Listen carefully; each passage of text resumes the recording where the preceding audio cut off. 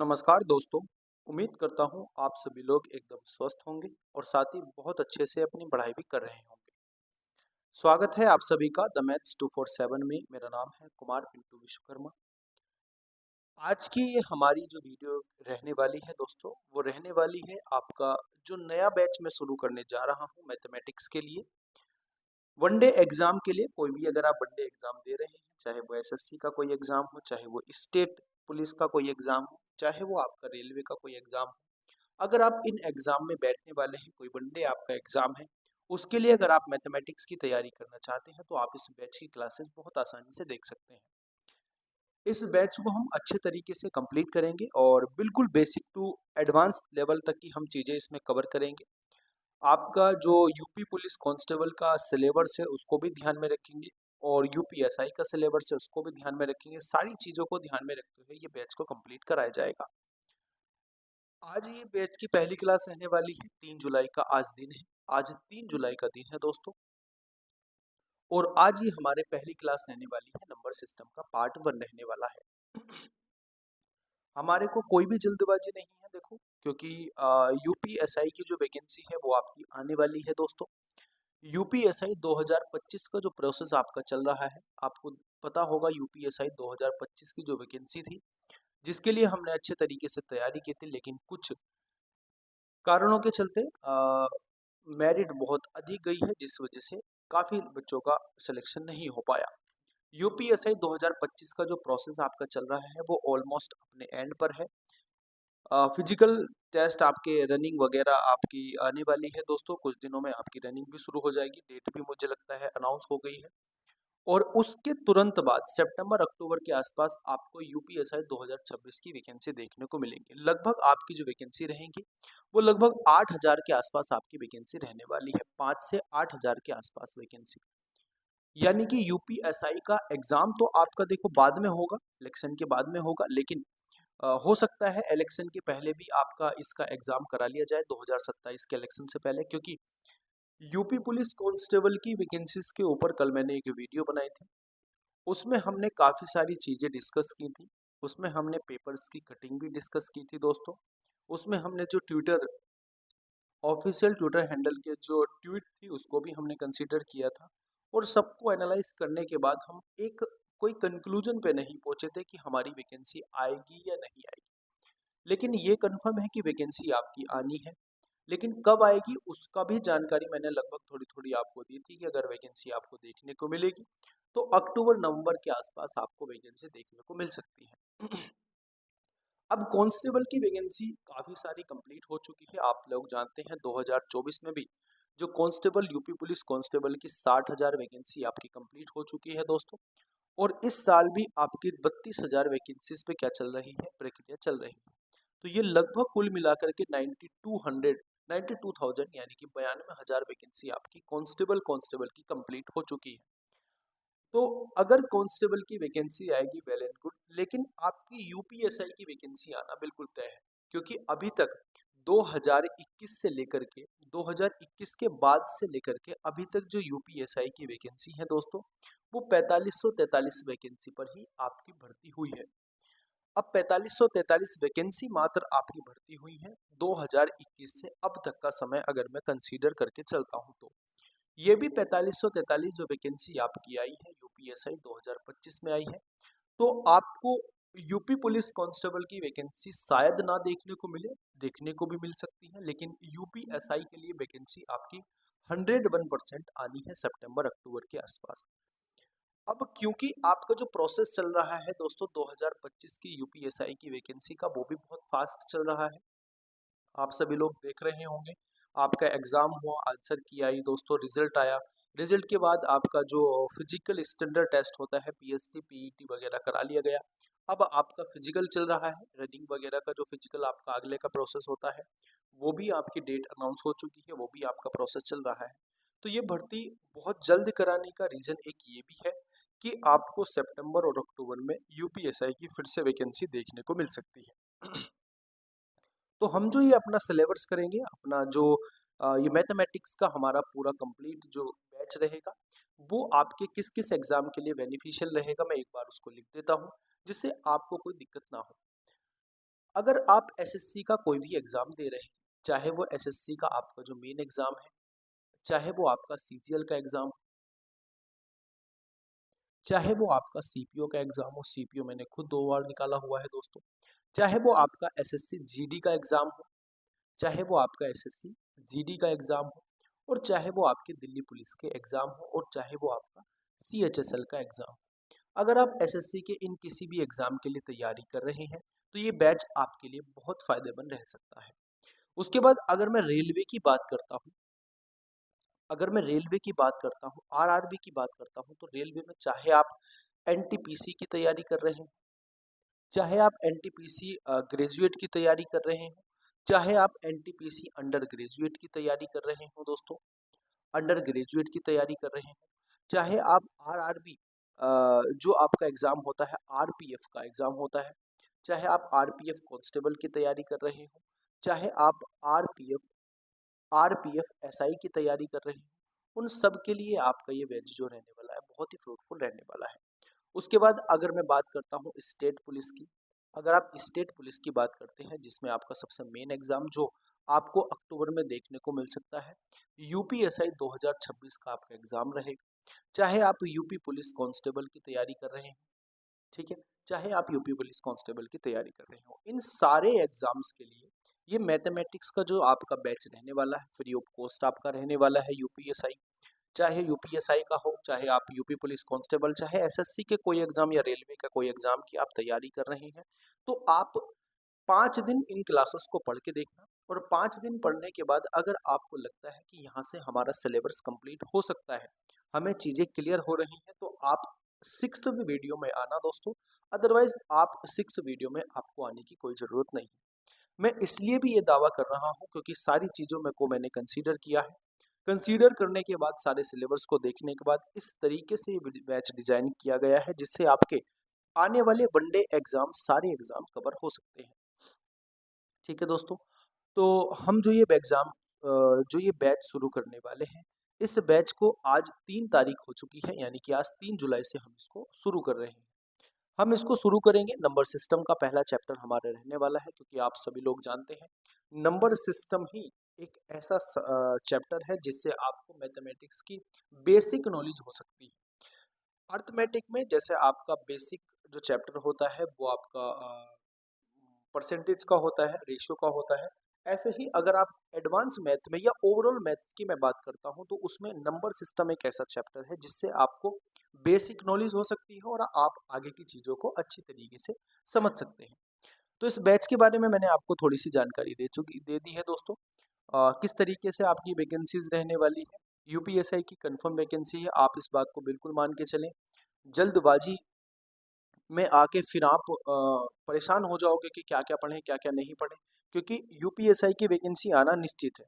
आप खुद भी समझदार आदमी हो, आप इसका अंदाजा लगा सकते हो दोस्तों। 2021 से अब तक आपकी जो कांस्टेबल की तैयारी है, जो आपकी कांस्टेबल 2019 में आपका कांस्टेबल की वैकेंसी आई थी, 2019 में यूपी पुलिस कांस्टेबल की जो वैकेंसी आई थी, उसके बाद से जो आपकी यूपी पुलिस कांस्टेबल की वैकेंसी है उसमें 90-92 हज़ार वैकेंसी आपकी कंप्लीट हो चुकी है ना। 90-92-93 हज़ार लगभग आपकी वैकेंसी कंप्लीट हो चुकी है, और कुछ वैकेंसी पे आपका प्रक्रिया चल भी रही है, 32,000 कुछ पे, 32,679 वैकेंसी पे। तो यूपी पुलिस कांस्टेबल में तो काफ़ी सारी वैकेंसी आ चुकी है, लेकिन यूपीएसआई की अगर मैं बात करता हूँ दोस्तों, तो 2021 के बाद से मात्र 4,543 वैकेंसी आपकी आई है।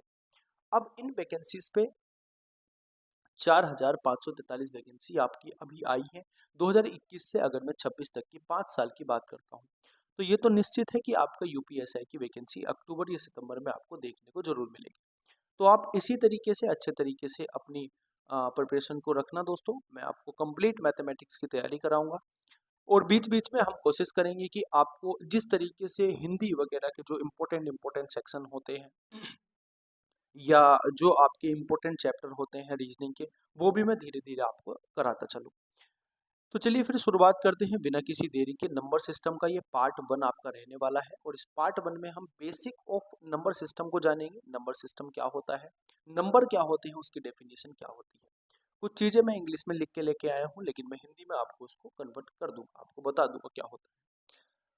सबसे पहले बेसिक कॉन्सेप्ट क्या होता है? बेसिक कॉन्सेप्ट होता है व्हाट इज नंबर। नंबर क्या होता है? आप किस चीज को नंबर बोलेंगे उसके बारे में हमें डिस्कस करना है।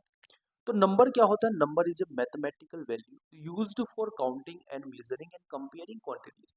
यानी इसका मतलब है नंबर जो होता है एक मैथमेटिकल वैल्यू होती है। वो वैल्यू होती है जो किसी को काउंट करने में, किसी को मेजर करने में या किसी की कंपैरिजन, क्वांटिटी की कंपैरिजन करने में यूज होती है। कंपैरिजन मतलब तुलना करने में, किसी को नापने में, किसी को काउंट गणना करने में या किसी के कंपैरिजन यानी कि तुलना करने में यूज होता है वो मैथमेटिकल वैल्यू, उसको नंबर बोलते हैं। The symbol used to indicate the count of an object are called numbers. किसी भी काउंटिंग को या किसी भी काउंट को यूज करने के लिए जो नंबर, जो सिंबल यूज किया जाता है, जैसे आप अगर लिखोगे तो एक लिखोगे इस तरीके से, तो ये क्या होता है? ये सिंबल होता है। इस सिंबल को हम नंबर कहते हैं क्योंकि इस सिंबल का यूज हम क्या करते हैं? काउंट करने में, किसी ऑब्जेक्ट को काउंट करने में यूज किया जाता है। तो किसी ऑब्जेक्ट को काउंट करने में यूज किया गया जो सिंबल होता है उसको क्या बोलते हैं? उसको नंबर बोलते हैं। ठीक है दोस्तों। और नंबर क्या होता है? नंबर एक मैथमेटिकल वैल्यू होती है use for counting and measuring and comparing of quantities. किसी क्वांटिटीज को मेजर करने में, काउंट करने में और कंपेयरिंग करने में जो यूज होता है मैथमेटिकल वैल्यू, उसको बोलते हैं नंबर। समझ में आ गई आपको बात? आगे की अगर मैं बात करता हूँ दोस्तों, अगर मैं आगे की बात करता हूँ, नेक्स्ट हम बात करते हैं किस बारे में बात करते हैं? नेक्स्ट हम बात करते हैं कि नंबर कितने टाइप के होते हैं। अब बात करते हैं हम दोस्तों टाइप ऑफ नंबर्स के क्या होते हैं। नंबर के टाइप कितने होते हैं, कौन कौन से नंबर होते हैं, किसके बारे में हम पढ़ेंगे, वो सारी चीजें हम इस वाले टॉपिक में पढ़ने वाले हैं। टाइप्स ऑफ नंबर क्या होते हैं? नंबर जो होते हैं दोस्तों वो तीन तरीके के होते हैं। एक होता है आपका रियल नंबर, एक होता है आपका इमेजिनरी नंबर और एक होता है आपका कॉम्प्लेक्स नंबर। अब जो आपका कॉम्प्लेक्स नंबर और इमेजिनरी नंबर है इसका यूज आपके सिलेबस में नहीं है। आप कोई भी एग्जाम की तैयारी कर रहे हो, चाहे आप एसएससी के एग्जाम की तैयारी कर रहे हो, चाहे आप रेलवे, चाहे आप स्टेट पुलिस के एग्जाम की तैयारी कर रहे हो, उसमें आपका कॉम्प्लेक्स नंबर और इमेजिनरी नंबर का यूज नहीं है। आपको जो क्वेश्चन बनते हैं वो रियल नंबर से ही बनते हैं। लेकिन हम थोड़ी थोड़ी बातें पढ़ते रहेंगे कि इस तरीके से हम पहचान पाएंगे कौन सा इमेजिनरी नंबर है और कौन सा कॉम्प्लेक्स नंबर है। तो सबसे पहले हम बात करते हैं दोस्तों रियल नंबर की। रियल नंबर क्या होता है? आप सभी लोगों ने जब आप लोग छोटे होंगे या हम लोग जब छोटे होंगे, हमने 10th क्लास 9th क्लास में एक पढ़ा होगा नंबर पे प्लॉट करना, प्लॉटिंग ऑफ लाइन। नंबर पे, किसी नंबर लाइन पर किसी नंबर को प्लॉट करना। आपने नंबर लाइन पढ़ी होगी। नंबर लाइन क्या होती है दोस्तों? मैं आपको एक बार समझा देता हूँ, आप सभी लोग जानते भी होंगे नंबर लाइन क्या होती है। ये एक नंबर लाइन होती है, इसके मिड में होता है जीरो। जीरो से शुरू होती है काउंटिंग, फिर +1 पे जाती है और फिर होता है आपका, ये होता है आपका दोस्तों +1, ये होता है आपका +2, ये होता है दोस्तों आपका +3 और इसी तरीके से इनफाइनाइट तक आपका जाता है। इनफाइनाइट तक ये मूव करता है। ऐसे ही आपका यहाँ पे होता है -1, ऐसे ही होता है यहाँ पे -2 और ऐसे ही यहाँ पे होता है -3। अब वो सारे नंबर, मैं आपको एक छोटी सी डेफिनेशन बता देता हूँ रियल नंबर की क्या होती है। वो सारे नंबर जिनको आप नंबर लाइन पर ड्रॉ कर सकते हो, जिनको आप नंबर लाइन पर लिख सकते हो, ड्रॉ कर सकते हो, वो सारे नंबर रियल नंबर होते हैं। तो आपने बोला, आपने क्या बोला? आपने बोला कि वो सारे नंबर जिनको आप नंबर लाइन पर क्या कर सकते हो? ड्रॉ कर सकते हो, नंबर लाइन पर लिख सकते हो, वो सारे नंबर क्या होते हैं? वो सारे नंबर रियल नंबर होते हैं। तो आप बोलोगे क्या भैया यहाँ पे अगर मैं 1.5 लिख देता हूँ तो क्या 1.5 भी रियल नंबर होगा? बिल्कुल होगा। क्या आपके पास यहाँ पे 2.9 रियल नंबर होगा? बिल्कुल रियल नंबर होगा, क्योंकि हम इसको क्या कर सकते हैं? क्योंकि हम इसको नंबर लाइन पे प्लॉट कर सकते हैं। तो वो सारे नंबर मैं आपको फिर से एक बार बता देता हूँ। वो सारे नंबर जो आप नंबर लाइन पर प्लॉट कर सकते हो, वो सारे नंबर क्या होते हैं? रियल नंबर होते हैं। अब रियल नंबर की भी कहानी अलग है। रियल नंबर भी दो तरीके के होते हैं दोस्तों। वो दो तरीके कैसे कैसे होते हैं आपने देखा होगा। एक तो होता है इस तरीके का नंबर की 1 लिख दिया, एक लिख दिया हमने 1.5 कि भैया ये इसमें बीच में पॉइंट कैसे आ गया, दशमलव कैसे आ गया। तो ये सारी चीजें हम आगे की स्लाइड में पढ़ेंगे। तो आपने क्या समझा? आपने समझा कि वो सारे नंबर जिनको हम नंबर लाइन पर ड्रॉ कर सकते हैं, वो सारे के सारे नंबर क्या होते हैं? रियल नंबर होते हैं। बात करता हूं मैं इमेजिनरी नंबर की। अगर इमेजिनरी नंबर की हम बात करते हैं तो आप बस इतना याद रखो, इमेजिनरी नंबर वो नंबर्स होते हैं जिनको हम नंबर लाइन पर ड्रॉ नहीं कर सकते। मैंने क्या बात बोली है, आप एक बार इसको दोहराएंगे। वो सारे नंबर जिनको हम नंबर लाइन पर ड्रॉ नहीं कर सकते, वो सारे के सारे नंबर इमेजिनरी नंबर होते हैं। कैसे होते हैं आपको मैं फिर से समझा देता हूँ, ठीक है। इमेजिनरी नंबर आपको समझना है, जैसे मैं एक एग्जाम्पल के थ्रू आपको समझाता हूँ। एक एग्जाम्पल के थ्रू मैं हर क्लास में वही एग्जाम्पल के थ्रू समझाता हूँ। आपने देखा कि अगर आपको 25 लिखना है, 25, तो 25 को आप कैसे लिख सकते हो? आप लिख सकते हो भैया 5 गुना 5 लिख सकते हो, बिल्कुल लिख सकते हो। अगर मैं 25 का अंडर रूट निकालता हूँ, आप सभी लोग अंडर रूट के बारे में तो जानते होंगे ना। अंडर रूट जो वर्गमूल होता है, अगर मैं इसका वर्गमूल निकालता हूँ तो क्या आएगा? इसका वर्गमूल आएगा 5। यानी अगर मैं 5 की 2 बार मल्टीप्लाई कर देता हूँ, अगर मैं 5 का स्क्वायर कर देता हूँ तो क्या आएगा? मेरे पास 25 आएगा। अब ये 25 तो आपने देख लिया दोस्तों, ये 25 तो आपने देख लिया कि ये तो 25 आपके पास आ गया। लेकिन अगर मैं एक बात आपसे पूछता हूँ, यदि मैं एक बात आपसे पूछता हूँ कि अगर मैं माइनस के 25 लिख देता हूँ अंडर रूट के अंदर, क्या ये पॉसिबल है? ये पॉसिबल नहीं है। क्यों पॉसिबल नहीं है? क्योंकि ऐसी दो संख्याएं जिनकी आपस में मल्टीप्लाई करके माइनस के 25 आए, ऐसी कोई संख्याएं है ही नहीं। तो हम उसको क्या कर लेते हैं, उसको काल्पनिक रूप में मान लेते हैं।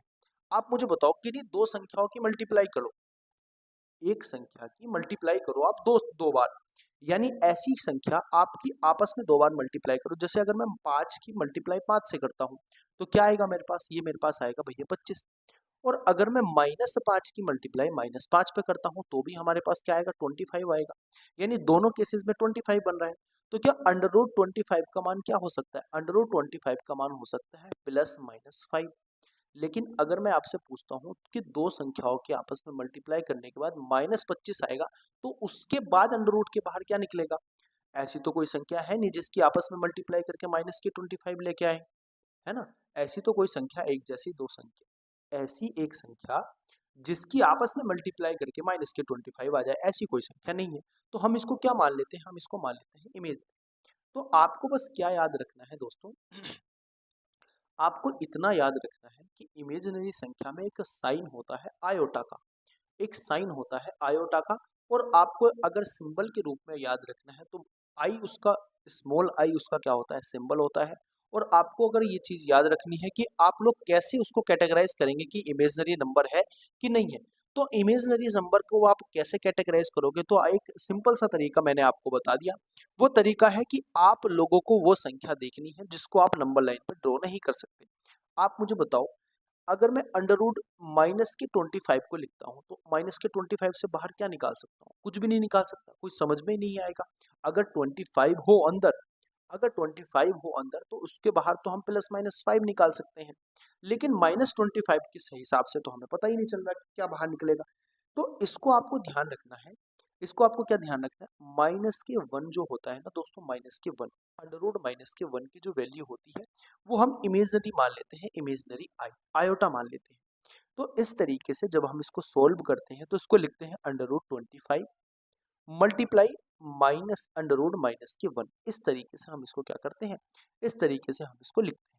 तो जब आप इसको सोल्व करोगे तो माइनस अंडर रूट 25 की वैल्यू क्या आ जाएगी? 5 आ जाएगी, और माइनस के अंडर रूट 1 की वैल्यू क्या आ जाएगी? आयोटा।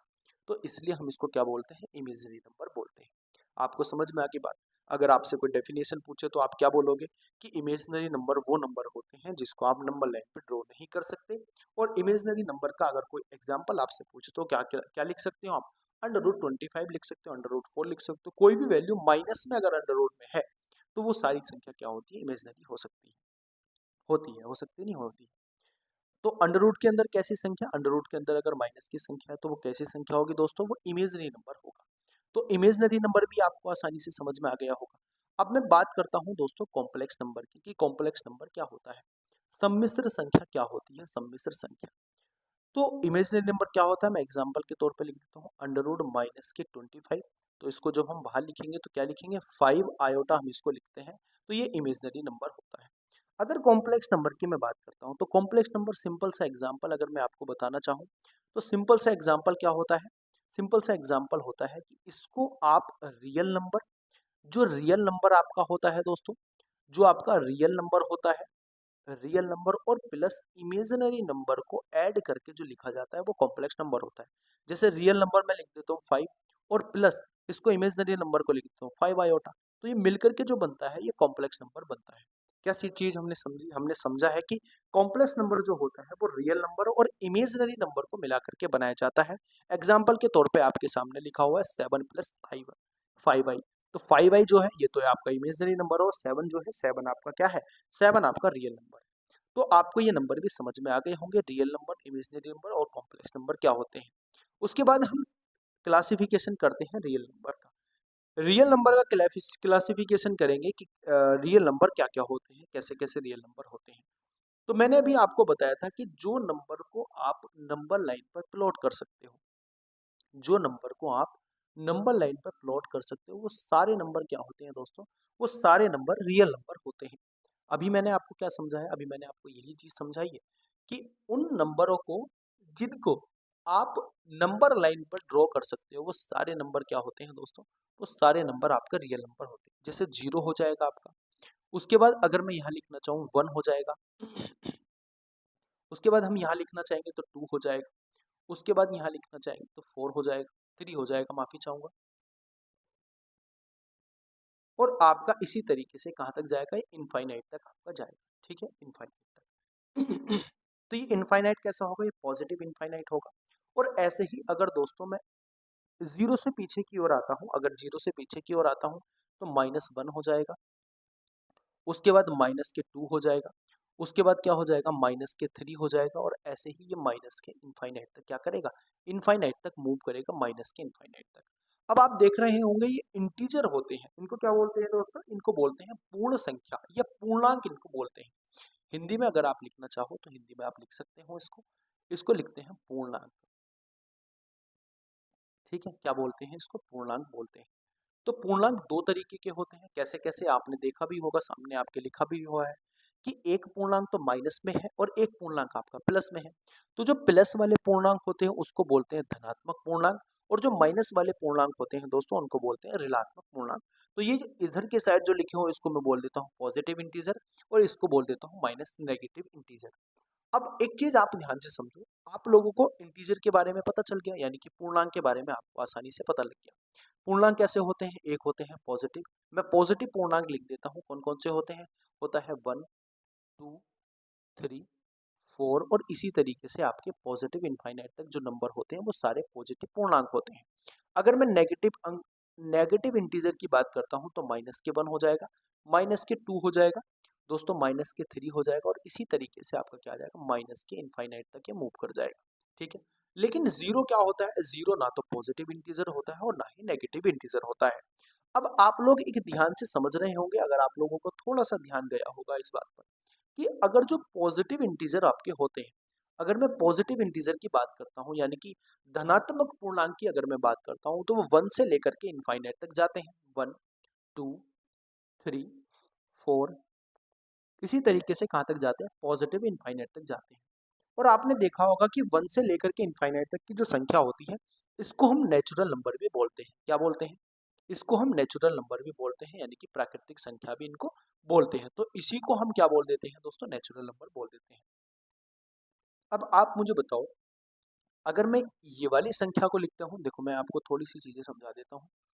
अगर मैं इन संख्याओं को लिखता हूँ, आगे से पॉजिटिव तक लिखता हूँ, तो इसको क्या बोलते हैं दोस्तों? इसको बोलते हैं नेचुरल नंबर। इसको क्या बोलते हैं? नेचुरल नंबर बोलते हैं। लेकिन अगर मैं इसमें जीरो भी काउंट कर देता हूँ, अगर मैं इसमें क्या कर देता हूँ दोस्तों? जीरो भी काउंट कर देता हूँ, ये संख्या अगर मेरी हो जाएगी, जीरो भी अगर मैं इसमें काउंट कर देता हूँ तो ये संख्या क्या हो जाएगी? आप सभी लोग जानते हैं जीरो से प्लस इनफाइनाइट तक की जो संख्या होती है, ये होती है आपकी होल नंबर। क्या होती है? ये होती है आपकी होल नंबर। तो यहाँ पे आपको होल नंबर का कॉन्सेप्ट और नेचुरल नंबर का कॉन्सेप्ट भी समझ में आ गया होगा। अब आप लोग जानते हैं कि जब हम रियल नंबर का क्लासिफिकेशन करेंगे तो उसमें दो चीज पढ़ते हैं, हम इंटीजर भी पढ़ते हैं और डेसिमल भी पढ़ते हैं। तो इंटीजर के बारे में तो आप सभी लोगों को अच्छे तरीके से पता चल गया होगा। अब हम बात करते हैं कि डेसिमल क्या होता है। तो डेसिमल क्या होता है दोस्तों? डेसिमल भी 3 तरीके के आपके होते हैं। कैसे कैसे डेसिमल होते हैं वो सारी चीजें हम इसमें पढ़ेंगे। एक तो होता है आपका शांत दशमलव, जिसको बोलते हैं टर्मिनेटिंग डेसिमल। तो मैं डेसिमल की बात करता हूँ। जैसे पहला डेसिमल आपका होता है, आगे करते हैं इस बात को। डेसिमल के बारे में हम यहाँ पे पढ़ते हैं। ठीक है,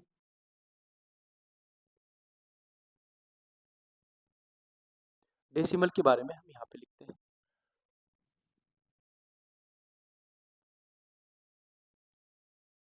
तो डेसिमल आपके कितने तरीके के होते हैं? डेसिमल होते हैं दोस्तों आपके दो तरीके के। कौन कौन से होते हैं? तो पहला जो डेसिमल आपका होता है वो होता है दोस्तों टर्मिनेटिंग डेसिमल, जिसको बोलते हैं शांत दशमलव।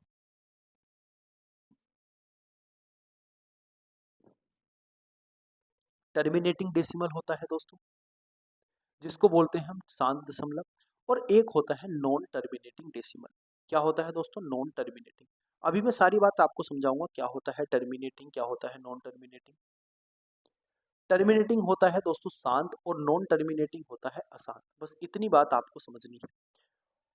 अब टर्मिनेटिंग डेसिमल कैसा होता है? देखो टर्मिनेटिंग डेसिमल क्या होता है, जैसे अगर मैं कोई संख्या लिखूं, मैं अगर 29 को 26 को अगर मैं 5 से डिवाइड करता हूँ तो क्या आएगा? देखो समझो बात को।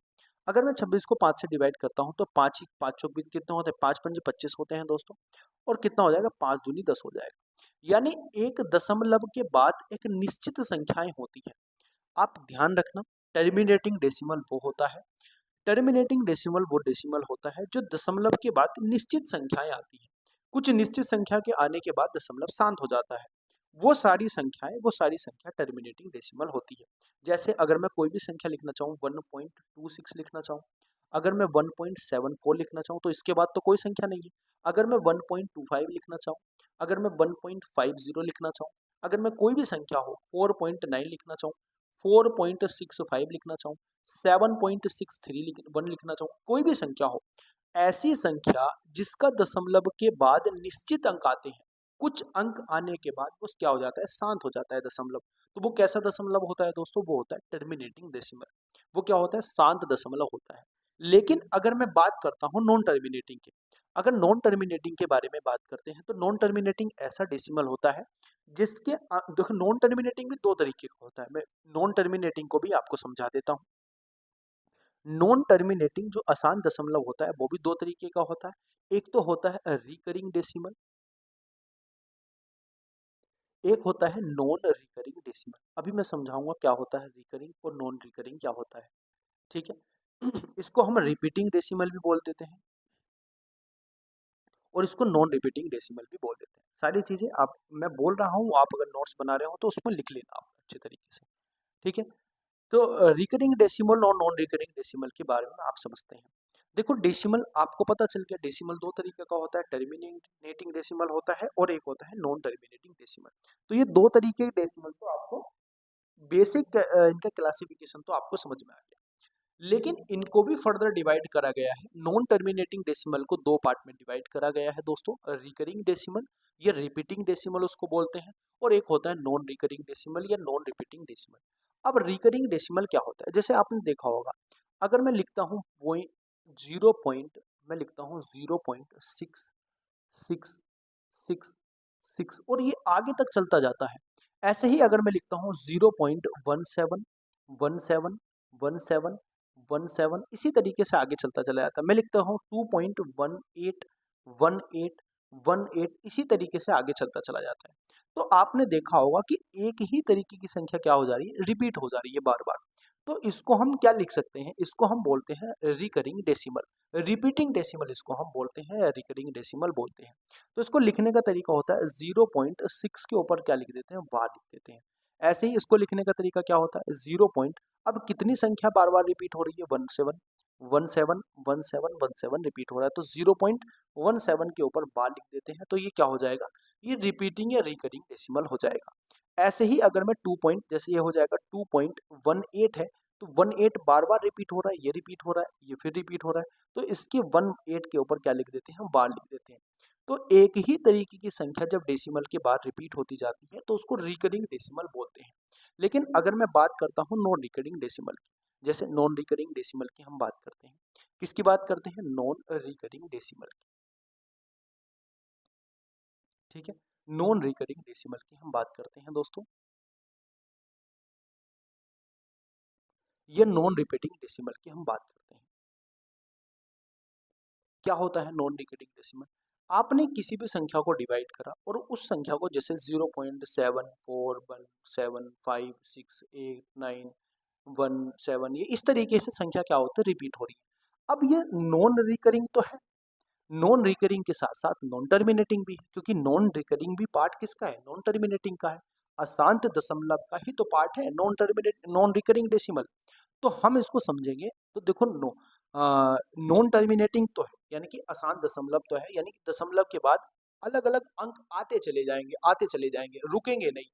लेकिन अब इसमें नॉन रिकरिंग कैसे है? नॉन रिकरिंग इस तरीके से, क्योंकि एक ही तरीके का संख्या पैटर्न देखने को नहीं मिल रहा है, एक ही तरीके की संख्या बार बार रिपीट होने को नहीं मिल रही है, तो इसको हम क्या बोल देंगे? नॉन रिकरिंग डेसिमल बोल देंगे।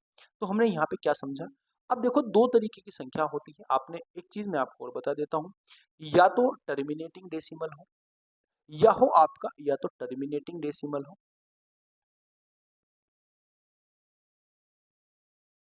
मैं लिख देता हूँ, लैंग्वेज से क्वेश्चन आ जाते हैं।